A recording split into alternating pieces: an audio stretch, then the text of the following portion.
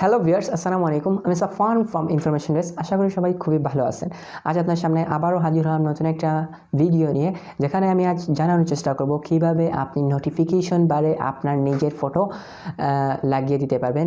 অনেকেই কিন্তু মোবাইলে যখন ইউজ করেন তখন নোটিফিকেশন বার টান দেন নোটিফিকেশন দেখার জন্য, সেখানে কিন্তু একটা ব্ল্যাক কালার শো করে, আবার অনেকের মোবাইলে ব্ল্যাক কালার শো করে না। তো আমি আজ আপনাদেরকে দেখিয়ে দিব কিভাবে আপনি সেই নোটিফিকেশন বারটা টান দিলে আপনার নিজের ফটো সেখানে দেখতে পারবেন। তো আপনি কিভাবে সেটা সেট করবেন সেটা আমি আজ আপনাকে বলে দিব।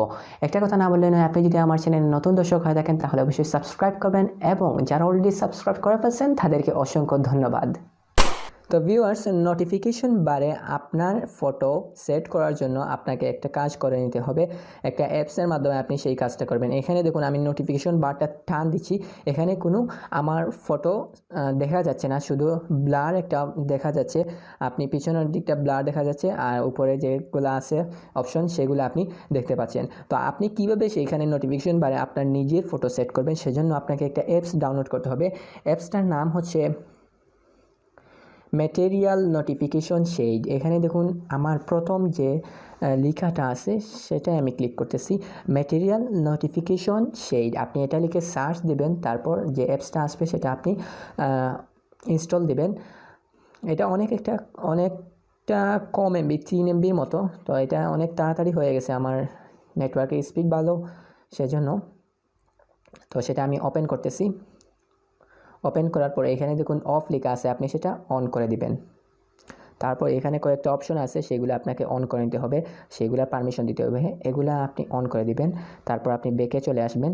তারপর ড্রয়িংয়ের এটা অন করা আছে, অ্যাক্সেসিবিলিটি এটা আপনাকে অন করে নিতে হবে, সেজন্য আপনি এখানে ক্লিক করবেন। তারপর এখানে দেখুন ম্যাটেরিয়াল নোটিফিকেশন শেড, তো আপনি সেখানে ক্লিক করবেন। ক্লিক করার পর আপনি এটা অন করে দিবেন, তারপর ওকেতে ক্লিক করবেন। তারপর আবার ব্যাকে চলে আসবেন। ব্যাকে চলে আসার পর আবারও চলে আসবেন ব্যাকে, তারপর নোটিফিকেশন এইটা অন করে দিতে হবে। এইটা অন করার জন্য এখানে ম্যাটেরিয়াল নোটিফিকেশন শেড যেটা আছে আপনি এখানে ক্লিক করবেন, এইটা অ্যালাউ করে দিবেন। তারপর আপনি ব্যাকে চলে আসবেন। এখানে দেখুন সবগুলা অপশন অন হয়ে গেছে, রাইট, ড্রয়িং, অ্যাক্সেসিবিলিটি, নোটিফিকেশন সবগুলো অন হয়ে গেছে। তারপর আপনি ডানে ক্লিক করবেন। ডানে ক্লিক করার পর আপনি একটু নিচের দিকে যাবেন।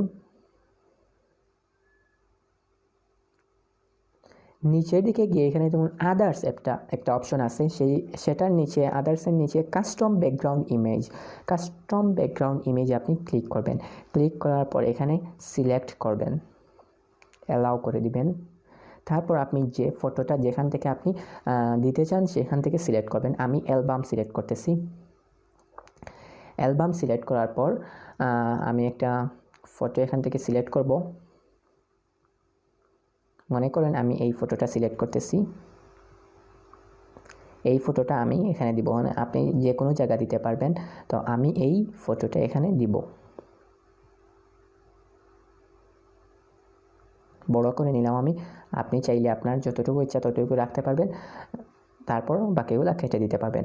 তো আমি এই ফটোটা এখানে দেখুন, নোটিফিকেশন বারে কিন্তু কোনো ফটো নাই, আগে আপনাকে দেখাইছি কোনো আমার পিকচার নাই। আপনি যে পিকচারটা সিলেক্ট করতে চান সেই পিকচারটা এখানে নাই। তো আপনি এখানে সিলেক্টে ক্লিক করে দিলে সেখানে সিলেক্ট হয়ে যাবে। তো এখন আমি নোটিফিকেশন বারটা যদি টান দিই তাহলে দেখুন আমার ফটোটা চলে আসবে।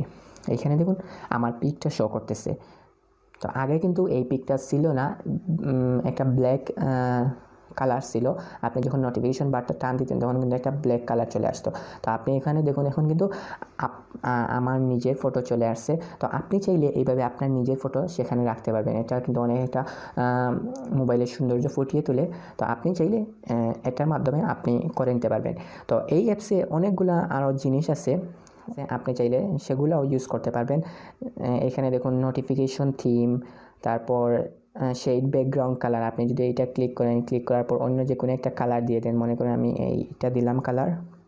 এখান দেখুন কালারগুলো চেঞ্জ হয়ে যাবে। এখানে দেখুন এইটার কালার চেঞ্জ হয়ে গেছে, আমি যে একটা কালার চেঞ্জ করছি। তারপর অন্য একটা কালার যদি আমি চেঞ্জ করি, brightness colour, notification background colour, অনেকগুলো জিনিস এখানে আপনি দেখতে পারবেন। আপনি চাইলে সেগুলো ইউজ করতে পারেন। তো আমি জাস্ট ব্যাকগ্রাউন্ডের ইমেজটা চেঞ্জ করার জন্য আপনাকে সেটা দেখিয়ে দিলাম। তো আপনি ব্যাকগ্রাউন্ডের কিভাবে আপনার পিক কিংবা অন্য যে কোনো ফেভারিট পিকচার আপনি কিভাবে আপনার ব্যাকগ্রাউন্ডে দিতে পারেন সেটা তো আপনি বুঝতে পারছেন। তো ভিউয়ার্স, আশা করি আপনি ভিডিও দেখে বুঝতে পারছেন কিভাবে আপনি নোটিফিকেশন বারে আপনার নিজের ফটো কিংবা আপনার অন্য যে কোনো ফেভারিট ফটো আপনি সিলেক্ট করতে পারেন। তো এটা কিন্তু অনেক একটা ইজি বিষয়, আপনি চাইলেও সেটা করতে পারবেন।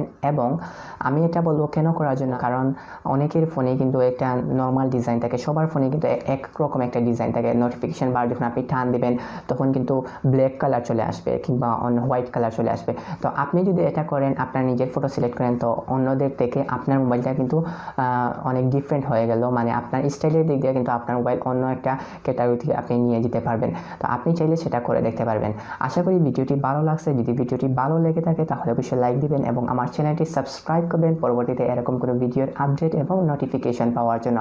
আজ এ পর্যন্তই, ভালো থাকবেন, সুস্থ থাকবেন, আল্লাহ হাফিজ।